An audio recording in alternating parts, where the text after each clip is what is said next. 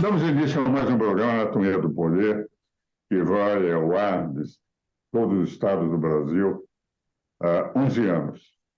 E hoje nós temos como convidado, nesta linha de mostrar o que é o exercício do poder através daqueles que exerceram e exercem o poder, a figura de um queridíssimo amigo de dezenas de anos, deputado federal, foi governador do estado do Rio Grande do Sul, um dos grandes governadores do estado, que é o governador Germano Rigotto, que está aqui conosco. Nós vamos falar sobre a reforma tributária e sobre o momento político brasileiro. Meu querido e mestre Germano Rigotto, grande alegria de estar aqui no nosso programa, e eu já, de início, gostaria de trazer para o amigo, já que o nosso tempo é um tempo limitado, sobre reforma tributária, já que o amigo foi um dos que apresentou um projeto articulado no fim do governo Fernando Henrique, presidia a Comissão de Reforma Política durante 8 anos do presidente Fernando Henrique, e conhece com pouca gente no Brasil os grandes problemas tributários do Brasil. Eu gostaria de saber, nesse momento em que se fala na simplificação do sistema brasileiro, a proposta que está em discussão, que conceitualmente me parece uma proposta interessante do ponto de vista de compactação dos tributos indiretos, mas que me preocupa muito pela inexistência ainda de projeções de todos os impactos que isso poderia trazer nos 5.570 municípios, nos 26 estados, no Distrito Federal, na União, e com sistemas compensatórios de a União ter que se responsabilizar, mas principalmente a minha grande preocupação, como conviver durante 6 anos, um mandato e meio de um presidente da República com 2 sistemas. O atual, se diz que é complexo, com o novo, o que vale dizer, é empresário vai ter que trabalhar até que se adote completamente um novo, um outro sistema.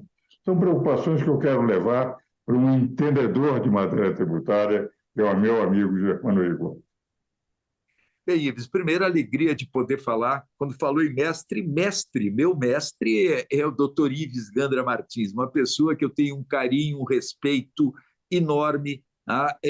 Realmente, quando diz que entende, que pessoas entendem de sistema tributário, acho que não tem ninguém melhor do que o entrevistador dessa anatomia do poder, o âncora do Anatomia do Poder, que eu tive já a honra de participar do programa. Então, eu quero transmitir um abraço carinhoso para todos os telespectadores da Rede Vida, e principalmente dizer a alegria de poder conversar contigo neste momento. Um momento, como colocaste, que nós estamos aí, como nunca, há alguns anos, com a possibilidade de avanço na reforma tributária. E é bom que a gente diga, né? Esse debate sobre a reforma tributária vem de tantos anos, colocasse muito bem, desde a Constituinte, onde tivesse um papel importante naquilo que se conseguiu avançar em termos de sistema tributário nacional, mas a partir de um determinado momento, a própria Constituinte, ela determinou, por exemplo, que lá num artigo que tu não poderia criar um novo imposto e que não fosse partilhado com estados e municípios. Era uma proteção à federação. Mas o que fizeram os governos pós-constituinte, pós-nova Constituição? Criaram as contribuições sociais, que, por ser contribuição e por não ser imposto, era um tributo que não era um imposto, simplesmente não tinha que partilhar com estados e municípios. Então, isto serviu para concentrar recursos nos cofres da União. Essa concentração de recursos nos cofres da União, sem a definição mais clara de atribuições de competências que tem a ver com pacto federativo, faz com que o dinheiro público passeie e, passeando, grande parte dele, ou parte dele, se perde no fisiologismo, no clientelismo e na corrupção. Isso aconteceu ao longo de anos. Então, nós temos 2 problemas. Nós fomos tendo a complicação do sistema tributário nacional, a complexidade cada vez maior do sistema tributário nacional e os serviços públicos de má qualidade pelo bater cabeça entre União, estados e municípios sem definição clara de competências e atribuições e com grande parte dos recursos ficando na União. E aí ela repassa parte para estados e municípios. Um exemplo disso, Ives, e a gente sabes muito bem, e o nosso telespectador tem acompanhado essa discussão sobre as chamadas emendas de relator. Nós vamos ter esse ano 19 bilhões de reais sendo distribuídos a lei. Na época que eu era deputado federal, cada deputado federal, Ives, tinha 2 milhões de reais, 1,5 milhão de reais, não era 2, depois passou para 2, para emendas que poderiam fazer, ir na direção de contemplar aquilo que era necessário na sua região, na sua base eleitoral. Bom, isso passou para 17 milhões, tem mais as emendas de bancada, e hoje tem 19 bilhões de reais, que eram as chamadas emendas de relator, e que não tinham nenhuma transparência, agora passaram a ter alguma transparência, mas, na verdade, é uma distribuição de recursos, a maior parte deles, sem uma definição clara daquilo que realmente é necessário, sem olhar para a questão fisiológica, clientelista. Então, o que eu estou dizendo? Nós temos, neste momento, uma discussão de uma reforma tributária que muitos dizem nós deveríamos antes ter a reforma administrativa, nós deveríamos antes ter uma redefinição do Pacto Federativo com uma definição mais clara de atribuições e competências.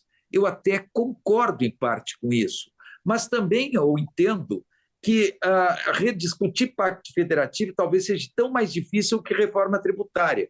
A reforma administrativa, no meu modo de ver, ela está quase pronta, ela está pronta para ser votada no Congresso Nacional, basta a decisão política do Poder Executivo, que eu tenho certeza que tem a possibilidade de avançar a reforma administrativa no Congresso Nacional, que não é tudo que se precisa, mas pode-se avançar. Agora, aquilo que está hoje na PEC 45 e na PEC 110, as duas propostas de emenda constitucional que estão tramitando na Câmara e no Senado Federal, tem a ver com aquilo que vem desde a época que eu fui presidente da Comissão de Reforma Tributária no governo Fernando Henrique, no final do governo Fernando Henrique, que nós tínhamos tudo para aprovar a reforma tributária, mas, na verdade, houve uma decisão, no meu modo de ver, equivocada da área econômica do governo, com medo de perder receita, com medo de perder o poder de mudar o sistema tributário para resolver os problemas fiscais,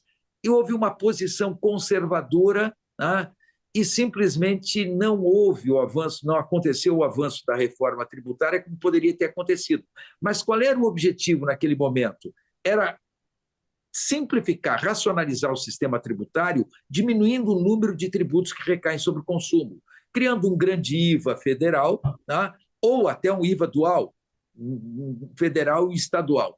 Mas aquilo, naquela época, lembra, Ives, que nós não tínhamos o ICMS eletrônico, nós não tínhamos a nota fiscal eletrônica, tinha uma dificuldade de acabar com a guerra fiscal, mudando da origem para o destino e vendo qual o estado que perdia, qual o estado que ganhava. O objetivo da reforma não era tirar recursos de um estado e dar para outro. Pois bem, e aí teve aquela história do sistema barquinho, que foi utilizado para bombardear a proposta, para inviabilizar a proposta. Mas, se nós observarmos, naquela época, o objetivo era uma racionalização com uma redução dos tributos que recaem sobre o consumo.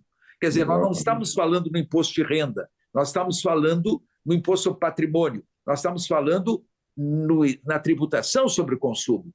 Pois bem, a PEC 45 e a PEC 110, elas vão nessa direção. Mas eu tenho algumas preocupações, como colocaste.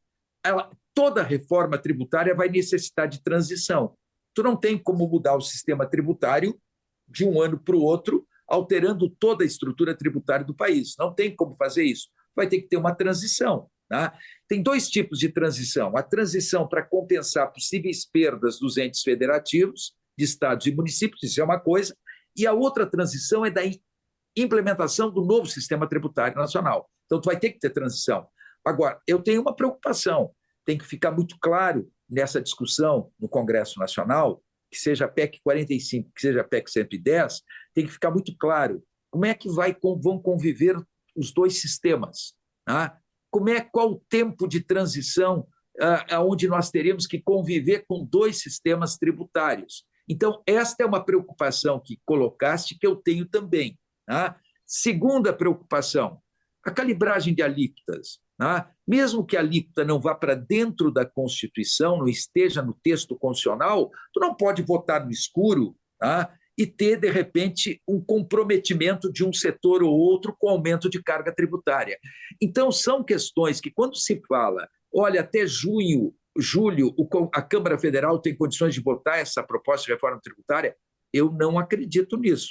Eu acredito que falta ainda um debate e alguns esclarecimentos, um trabalho para exatamente tranquilizar setores que estão intranquilos. Se na maior parte dos estados já concordam com a proposta, se a maior parte dos municípios concordam, os municípios das capitais, por exemplo, Ives, estão com uma posição contrária. Então, essas questões têm que ser resolvidas. Tá? Nós não podemos votar no escuro. Então, eu tenho preocupações que, se entendo que a reforma tributária tem que atacar a questão do consumo, da tributação sobre o consumo, o cuidado é nós não termos uma complicação a maior do sistema convivendo com dois sistemas tributários. O Carlos Germano, nós vamos agora para os nossos comerciais, mas eu concordo plenamente. Conceitualmente, eu não duvido, tanto a PEC 45 quanto a PEC 110, elas num caminho de compactação dos tributos indiretos, em vez de termos diversos incidindo sobre a circulação de bens e serviços, partidos para um só. Temos o programa federativo, que vai ter um controle mais da União do que estados e municípios, evidentemente isso facilita a guerra fiscal, e temos esse problema da convivência. Vamos continuar discutindo isso no próximo bloco.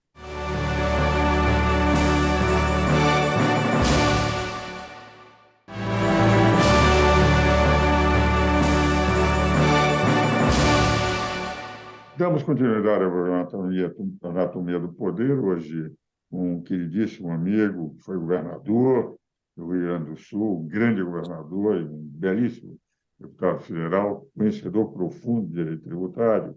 Como eu faço em todo o programa, meu caríssimo e mestre Germano Guerra, eu ofereço um livro. Esse é o Anatomia do Poder. Essa quarta edição é prefaciada pelo presidente Michel Temer e tem prefácio do anterior, o filósofo Antônio Paim, Dinei Prado, Bernardo Cabral, enfim, um grupo que também conhece em profundidade do ponto filosófico e do ponto político o que é o exercício do poder. Mas, rapidamente, antes de entrar no segundo bloco, na análise que eu gostaria do momento político do Brasil, eu entendo que esse problema de reforma tributária é tão importante que, efetivamente, teremos que ter muito mais dados para poder discutir.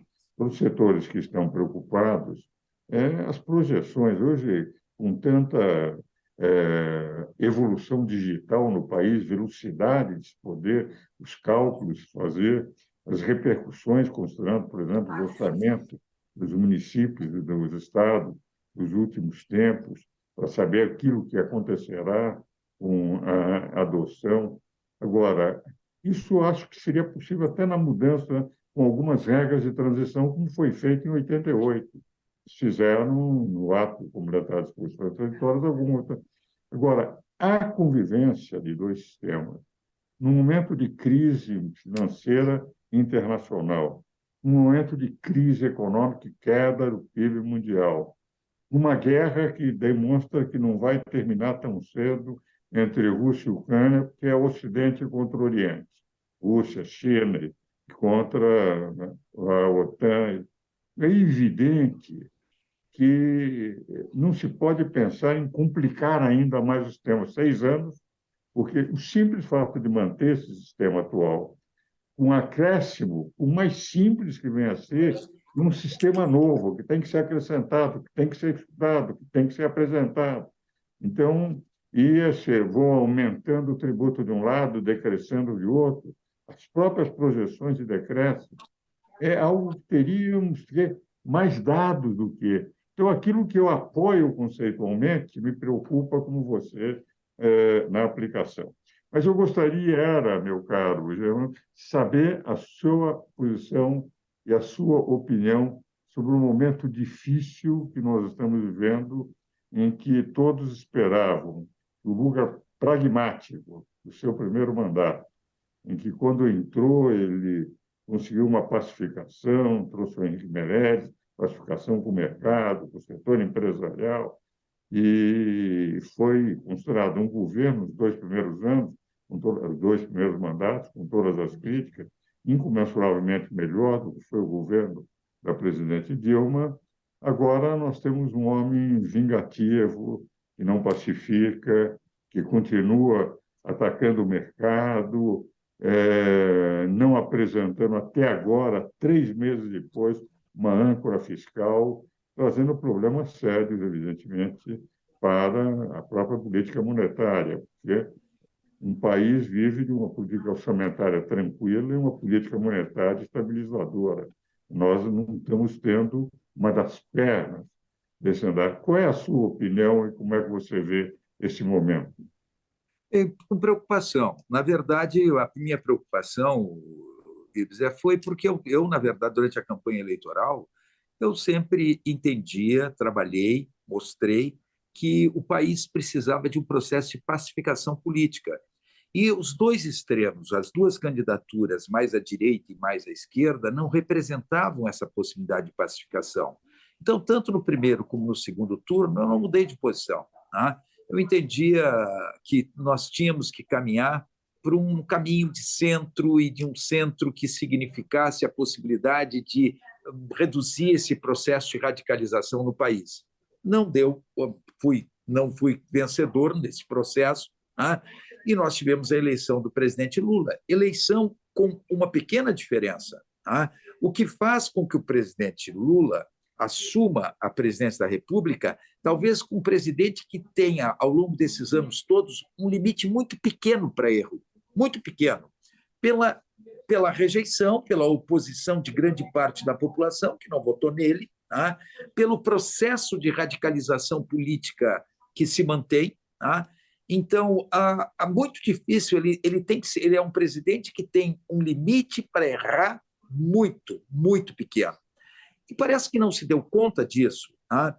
Porque as manifestações que o presidente Lula tem feito, muitas vezes são manifestações que não caminham na direção de pacificação do Brasil, de um presidente que tente atrair setores que não votaram nele, tá? E que eles podem ser atraídos por um discurso que seja mais agregador, um discurso que mostre caminhos, olhe para frente e não olhe para o retrovisor.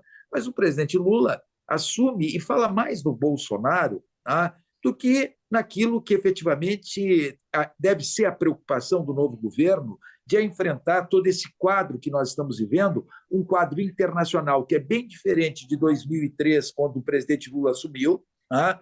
Então, o quadro internacional era favorável, as commodities explodindo, nós tínhamos uma inflação que não tinha hoje, uma inflação mundial, que ela cresce devido à guerra, ela cresce devido aos efeitos da pandemia.